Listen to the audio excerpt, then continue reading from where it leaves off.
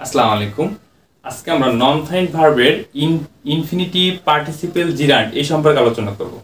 দেখো, non finite verb হচ্ছে কোনগুলা, যে ভার্বগুলা বাক্যের সম্পূর্ণ অর্থ প্রকাশ করতে পারে না, সেটা হচ্ছে নন ফাইনাইট ভার্ব। এখন নন ফাইনাইট ভার্ব হচ্ছে তিন প্রকার, কি কি? Infinitive, participle and gerund.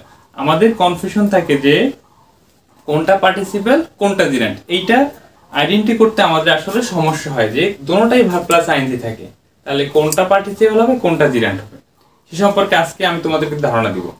দেখো, ইনফিনিটিভ কি? ইনফিনিটিভ হচ্ছে টু প্লাস ভার্ব থাকবে। কি থাকবে? To plus verb. যেমন দেখো, to tell a lie is a great sin. এখানে দেখো, টেলটা কিন্তু ভার্ব ছিল, যদি শুধু টেল হইতো তখন এটা কিন্তু ফাইনাইট ভার্ব হইতো, বাট এইটার কি যুক্ত হয়েছে? টু যুক্ত হয়েছে, তখন এটা কি হয়েছে? নন ফাইনাইট ভার্ব হয়েছে। কি হয়েছে? নন ফাইনাইট ভার্ব, এবং এটা সাবজেক্ট হিসেবে বসছে।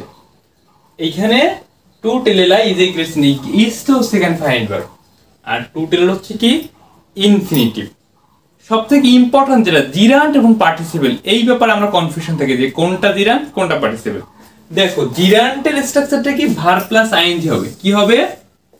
Verb plus ING. তবে এই সবথেকে ইম্পর্টেন্ট জিনিস হচ্ছে জিরান্ট হচ্ছে নাউনের অর্থ দিবে। কিসের অর্থ দিবে? নাউনের অর্থ দিবে। জিরান্ট হচ্ছে ভার্ব প্লাস আইএনজি হবে, কিন্তু এটা অর্থ দিবে কিসে? নাউন। এখন আমাদের নাউন কোথায় বসে? একটা সেন্টেন্সের সাবজেক্ট হিসেবে বসে অথবা অবজেক্ট হিসেবে বসে। নাউনের পজিশন কোথায়? সাবজেক্ট অথবা অবজেক্ট। সাবজেক্টের জায়গায় অথবা অবজেক্টের জায়গায় হচ্ছে আমাদের নাউন বসে। যেমন দেখো, ওয়াকিং, কি বলছে? Walking is good for health, মানে হাঁটা হচ্ছে শরীরের জন্য ভালো। হাঁটা হচ্ছে শরীরের জন্য কি? ভালো। দেখো, ওয়াকটা কিন্তু ভার্ব ছিল, এটা যদি শুধু ওয়াক বসতো তখন এটা ফাইনাইট ভার্ব হইতো, কিন্তু কি হয়েছে? ওয়াকিং, এবং এটা নাউনের পজিশনে বসছে, এটার নাম হচ্ছে কি? জিরান্ট। এটার নাম হচ্ছে কি? জিরান্ট। তারপর দেখো, রহিম লাইক সিঙ্গিং, রহিম গান করা পছন্দ করে। এটা কিসের অবস্থানে বসে? অবজেক্টের জায়গায় বসে। কিসের জায়গায়? অবজেক্টের জায়গায়। আর সব থেকে ইম্পর্টেন্ট ব্যাপার হচ্ছে যে আমাদের জিরান্ট হচ্ছে স্থির থাকবে। কি থাকবে? স্থির, মানে চলবে না। যেমন walking is good for health, এবং এই ওয়ার্ডগুলোকে, জিরান্ট শব্দগুলোকে ইট দ্বারা কনভার্ট করা যাবে। কি দ্বারা কনভার্ট করা যাবে? ইট দ্বারা। যেমন আমরা যদি এখানে ওয়াকিং না বলে যদি ইট বলি, it is good for health, হবে না? এরকম যদি বলে it is good for health, এটি স্বাস্থ্যের জন্য ভালো। যদি বলে রহিম লাইকস ইট, রহিম এটা পছন্দ করে, হবে? হ্যাঁ, আমাদের অর্থ প্রকাশ হবে যদি আমরা উক্ত শব্দের জায়গায় ইট ব্যবহার করে আমরা অর্থ প্রকাশ করতে পারি, তাহলে ধরে নেব এটা হচ্ছে জিরান্ট, এবং এটা হচ্ছে স্থির থাকবে, চলবে না। ওকে। আর পার্টিসিপেল কোনটা? পার্টিসিপেল হচ্ছে ভার্ব প্লাস আইএনজি, এবং এটা অর্থ দিবে কিসের? অ্যাডজেক্টিভের। আমাদের জিরান্ট হচ্ছে ভার্ব প্লাস আইএনজি, নাউনের অর্থ দিবে, এবং পার্টিসিপেল হচ্ছে ভার্ব প্লাস আইএনজি, এবং এটা হচ্ছে অ্যাডজেক্টিভের অর্থ দিবে। অ্যাডজেক্টিভ কাকে বলে? যে সকল শব্দ নাউন বা প্রোনাউনের দোষ, গুণ, পরিমাণ বা অবস্থা প্রকাশ করে, সেটা হচ্ছে অ্যাডজেক্টিভ। এখন দেখো, রহিম ইজ রিডিং এ নোবেল, রহিম কি পড়তেছে? বই পড়তেছে। এখন নোবেলটা হচ্ছে কি? নাউন কি পড়তেছে? বই। হ্যাঁ, তাহলে এইখানে এই যে নোবেলের দোষ গুণ বুঝাইছে, সেজন্য রিডিংটা হবে কি? অ্যাডজেক্টিভ, মানে পার্টিসিপেল। এখন এইটা হচ্ছে চলমান, এইটা কি? চলমান। বই পড়তেছে চলমান। হ্যাঁ, তাহলে আমাদের পার্টিসিপল হচ্ছে চলমান, আর জিরান্ট হচ্ছে স্থির। পার্টিসিপল কি কিন্তু ইট দ্বারা কনভার্ট করা যাবে না। যদি বলা হয় রহিম ইজ ইট এ নোবেল, হবে না, সম্পূর্ণ অর্থ প্রকাশ পাবে না। কিন্তু এটাকে যদি হয় it is good for health, এটা কিন্তু অর্থ প্রকাশ পাবে।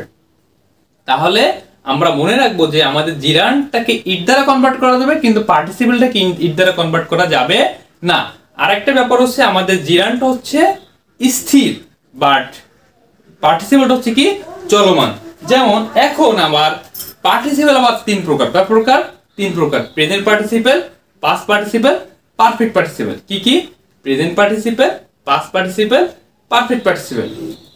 যেমন দেখো, এই যে যেটা, যেমন Rahim is reading a novel, এটা হচ্ছে present participle verb plus ING. Past participle কি? I have reached my goal, আমি আমার লক্ষ্যে পৌঁছাইছি, এরকমের। এইটা হচ্ছে ভার্বের 3 নম্বর ফর্ম হবে। ভার্বের কয়টা ফর্ম? 3টা form. Present form, past form, past participle form. এটা হচ্ছে ভার্বের 3 নম্বর ফর্ম, এবং এটা এখানে ফাইনাইট ভার্ব হচ্ছে হ্যাভ, এটা হচ্ছে এই মাই গোল এখানে নাউনটাকে মডিফাই করছে এবং এটা হচ্ছে অ্যাডজেক্টিভ অর্থ দিছে। ওকে, এটা হচ্ছে কি পাস্ট পার্টিসিপল। পারফেক্ট পার্টিসিপল কি হ্যাভিং প্লাস ভার্ব 3। কি হবে হ্যাভিং প্লাস ভার্ব 3, যেমন having done the work we went to play. এই কাজটা শেষ করার পরে আমরা কোথায় যাব? আমরা খেলতে যাব।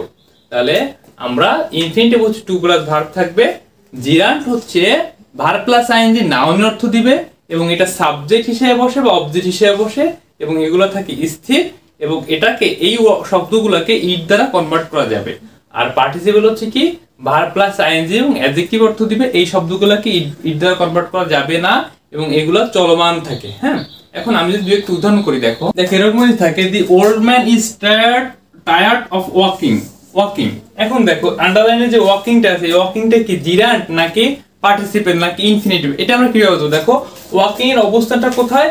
অবজেক্টের অবস্থানে, মানে অবজেক্টটা কি হয় নাউন হয় এবং যদি এটাকে ইট দ্বারা কনভার্ট করা যায়, যেমন দেখো the old man is tired of it, মানে এটার দ্বারা সেই ওল্ড ম্যানটা হচ্ছে মানে ক্লান্ত। সেক্ষেত্রে দেখো এটাকে ইনফিনিটিভ পার্টিসিপল জিরান্ট না অ্যাডজেক্টিভ হবে?